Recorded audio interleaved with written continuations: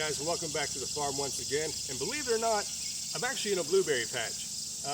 But it doesn't look like a blueberry patch, and there's a reason for that. This is the results of my cover cropping experiment.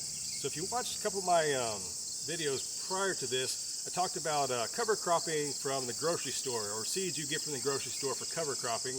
And well, as you can see, they're growing just fine. So actually, I'm going to bring you in closer and give you like more of a close-up look at what's going on here and about my complete just idea of how I'm going to make this work in the long run. So once you get here a little bit closer, let me show you what's going on. All right, guys, so check us out. These right in front of you here, these are actually black-eyed peas. They're going to do an outstanding job of putting down root mass, biomass, all these kind of things, fixing nitrogen into the soil, because I showed you before when I started this this farm here, this soil is just awful. So it lacks pretty much every nutrient you need to grow plants. But this is my idea that's going to actually breathe life back into this soil and actually prevent growing weeds, having to weed this patch as much as it is. So kind of zooming in a little bit closer, this is the crimson clover that I planted. You can kind of tell the traditional clover leaf on it here, the little fuzzy leaves, and that's all right, and they're doing just fine. But yeah, I just threw this stuff right on top and just kind of raked it in, and these black-eyed peas are doing as advertised. They are covering the ground, they're smothering out some weeds. Now, there are a few weeds, obviously, because it's just going to be that way until, you know, you build up enough mass and kind of build that to smother those weeds in the long run. I guess I'm trying to say, but I mean, I'm not joking. These are the blueberries right here.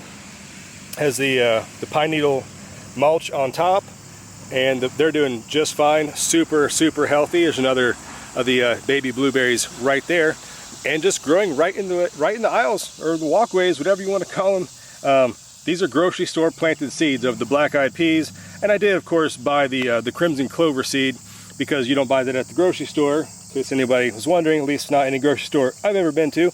But I did you know, just different ratios here and there, and this patch right here is mostly all crimson clover. It is very thick and it is smothering the weeds. I see one or two poking up here and there, and that's just fine. But also, aside from just planting cover crops, there are some marigolds planted. I grew these from seed, and you know, the beneficial factors of marigolds, you know, they ward off insects and things like that. And there you go. But you know, to the untrained eye, if you just walk over and see this, you're just going to say this is just some unsightly patch of just weeds and growth, and nobody knows what's going on. But I know what's growing on. But the good thing about the black-eyed peas here is when it does get a first frost or super cold spell, it's all going to die off. The crimson clover is going to rock on through and grow all through the, you know, well, stay dormant. It's going to pop up as soon as spring warms up. It's going to put on another big flush of biomass. It's going to bloom, and at that time, that's when you cut down your crimson clover. I'm not going to till the ground anymore. I'm just going to let it just mulch it up with the mower, probably leave it in place, and then maybe plant another warm weather cover crop on top of this again next year, whether it be more beans or some kind of legume or something else. I'll figure it out. But like I said, guys, you don't need to make it overly complicated, okay? Adding biomass to your soil is easy. Like I said, I got these for like $1 a bag or $1.50 a bag for some black-eyed peas. There's some kidney beans in here, I think, and just whatever random assorted seeds I had left over. I think I threw some radishes and some stuff that kind of fallen out of the package in here. Anything can be a cover crop if you know how to use it properly. So, okay, so in another experiment I did, as much as I tried to do the hands-off gardening, just to kind of see what I can get away with as little disturbance as possible, these peppers have done fantastic. Now look at this. These are serrano peppers. There are tons of these on this little plant, and this is with virtually doing little effort, little weeding. As you can see, the weeds are kind of grown up along the fence line here. I did try to plant some beans here for some cover cropping. They didn't take as well as they did by the blueberries, because I think the blueberry area, the ground had been worked several times, so it was more receptive to seeds. These are some Fresno peppers, and they're doing fantastic. They're all starting to change colors. So I guess the point of this, I'm trying to say, is you don't have to have perfectly manicured rows. You don't have to have every little tiny weed in the world just ripped out from the earth just to make your garden look pretty, because your plants, in all honesty, are going to do just fine with a little bit of help from their friends. You know, the weeds are actually doing something. They're providing, you know, root structures and things underneath the soil. Some more heavily loaded serrano plants. Just check this out. Look how many there are right there. And this, like I said, was virtually just native soil. This was an old hay field, so you can kind of see through the fence. They just actually cut the hay on this part of this field a couple days ago. Actually, they need to rake that up and bale it still, but there you go. It's like this was just a hay field until this fall when I had it plowed up this little plot right here. And yeah, so this is another one of my Mexican heirloom peppers. And they are actually taking a very long time to turn. Hopefully they do turn. I think maybe it's just where the climate is not, it's not as hot as it is in Mexico. Maybe they need just that longer, drier, hotter season than we can provide up here, up in Zone 6B, 7A in the Appalachian Mountains. So yeah, it's all about experimenting, guys. So try different varieties here and there. Just always experiment. Try your best to just do as little as you necessarily have to do, because there's really nothing to be gained from overly working your soil, just plowing it up and just going, you know, destroying the biosphere underneath the soil where your plants actually need to grow. So let me show you another successful experiment that I'm actually really surprised about. So I'm going to show you guys what I'm so surprised about right now. All right, so it doesn't seem like much right here, but these are in fact peanuts. Okay, so I've always wanted to grow peanuts, and I tried before and it was a big fail. So this year I was like, well, I have the space, let me try one more time. And this is just a little tiny row. I don't plan on getting anything really much out of it. It's just kind of fun to watch these guys grow and just, but I mean, look at this. With little effort, just all I had to do is till this little spot up here, because they do need, you know, loose soil for the peanuts to produce. So this was actually tilled up little section here. And I've done, like I said, very little in the way of just, you know, plowing or pulling weeds or fertilizing, as peanuts actually do better in, you know, super fertile grounds, not actually conducive to good peanut development. So this is an experiment that I thought maybe, well, this soil is not great. Let's see how the peanuts do in it.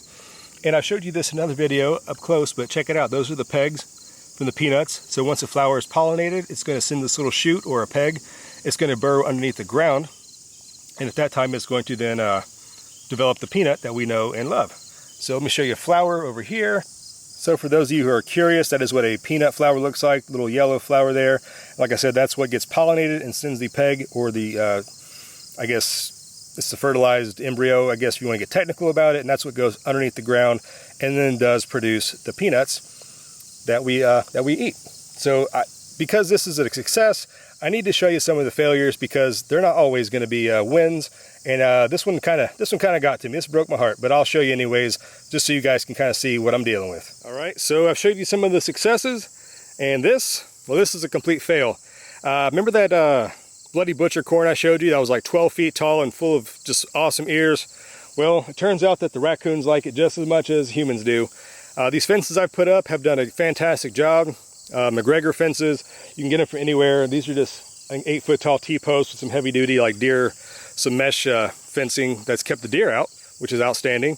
However, the raccoons didn't get the same memo, and they literally will actually pull the entire stalk of corn down and just eat every kernel off of the cob there. So this little path of destruction here is a complete fail. So next year, not only do I need to make sure I keep deer out of my garden, I need to keep the raccoons out as well. But in everything else, the raccoons touched nothing. They didn't mess with the peppers, the peanuts. I had tomatoes growing here that are well past they're done. But anyways, they didn't mess with those at all. Some sunflowers that are growing, raccoons didn't mess with those at all. So yeah, I'll give you a shot here.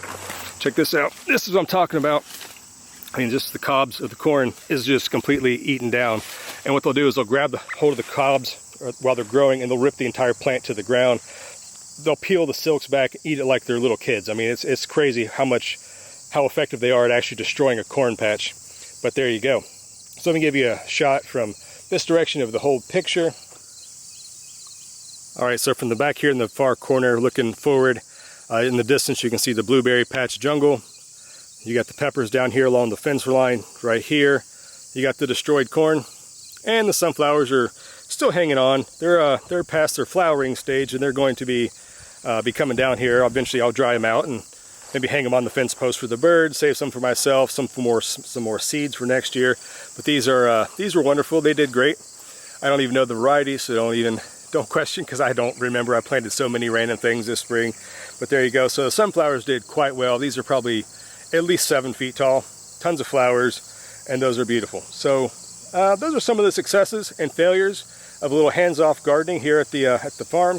little garden plot going on here. So next year definitely is going to be more expanding, some more planting, some more cover cropping, some more just getting stuff under control, but just from taking it from a pre-existing hayfield and turning it into a workable garden out here as hands-off as possible to see what we can get away with is what we're all about. You know, doing as little as you possibly can, not because you're lazy, but because to see what you don't actually need. So I was always inspired by the book One Straw Revolution. If you've never read that before, it's by a Japanese Masanobu Fukuoka, and he wrote this awesome book about how they how his plan and how he used the wheat straw and he planted things directly into it. You know, do nothing gardening doesn't mean not doing anything. It means doing as much as you need to, but nothing more. You know, you don't need to come here and plow this up with tractors continuously over and over and over again to get some good crops.